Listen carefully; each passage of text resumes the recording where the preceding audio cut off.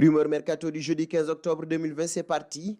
Nous débutons ce journal avec le dossier Hugo Lloris. Selon des informations en provenance de Football London, les dirigeants de Tottenham réfléchissent à la conduite à tenir avec leur gardien et capitaine Hugo Lloris, le gardien français qui approche les 34 ans et sous contrat jusqu'en juin 2022. Et il est peu probable qu'il prolonge son aventure avec les Spurs au-delà de cette date. Le journal anglais laisse entendre que les dirigeants londoniens pourraient profiter du prochain mercato estival pour le vendre et récupérer un peu d'argent.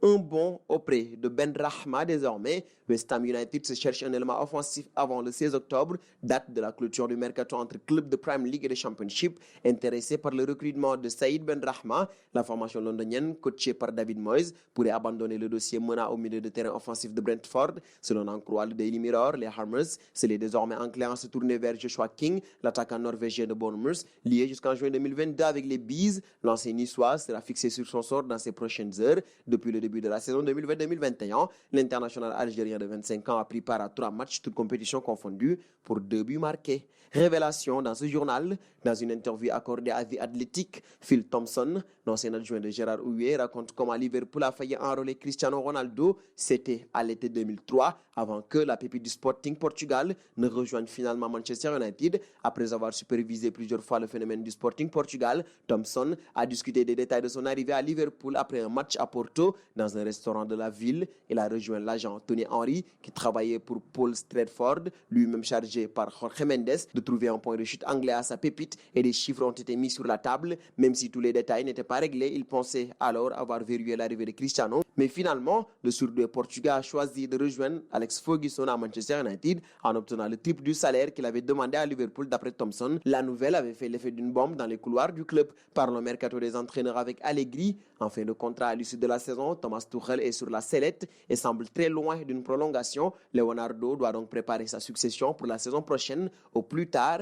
Et Massimiliano Allegri reste le grand favori, mais le tacticien italien a également quelques touches dans son pays. En mai dernier, Allegri était très apprécié par Leonardo et les deux échangent régulièrement ensemble, mais cela ne garantit pas pour autant une arrivée de l'ancien coach de la Juventus du côté du Parc des Princes. Libre depuis plus d'une saison, Allegri a la cote sur le marché et plus particulièrement en Italie. C'est donc un dossier à suivre. Nous parlons de Balotelli désormais, annoncé il y a peu du côté du FC Nantes, mais surtout du côté de l'AS Saint-Etienne. Mario ne devrait finalement pas revenir en France si la motivation du joueur était remise en question. L'attaquant italien serait plus motivé qu'il n'y paraît. En effet, l'intéressé a annoncé à son frère Enoch qu'il était sur le point de retrouver un club. Mon retour, c'est une question de semaine, ne t'inquiète pas, a-t-il dit. Reste à savoir où il va atterrir désormais. Âgé de 30 ans, Super Mario est sans contrat depuis la relégation de Brescia en Série B.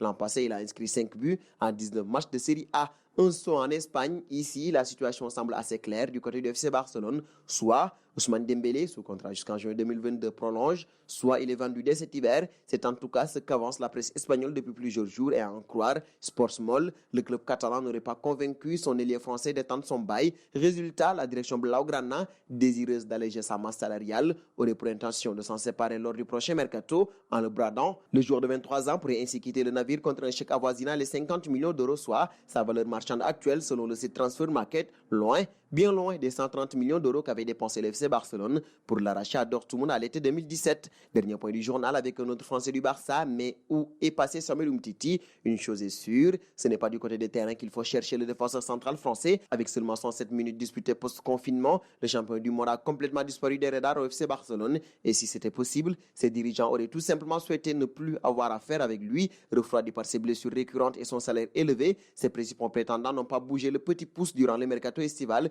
Résultat, Barcelone doit faire avec un poids mort qui pèse sur les finances du club et qui n'entre visiblement pas dans les plans de Ronald Koeman. Nous terminerons ce journal avec la question du jour. Faut-il coûte que coûte se séparer de Dembélé du côté barcelonais? Vos réponses seront attendues en commentaire. Et c'est donc terminé pour ce journal de rumeurs du mercato. Chers amis internautes qui nous suivent un peu partout, la famille Afrique Sport s'élargit de jour en jour. Pour nous aider à faire grandir notre chaîne, n'hésitez pas à vous abonner sur Afrique Sport. C'est pour ne rien manquer du marché des transferts.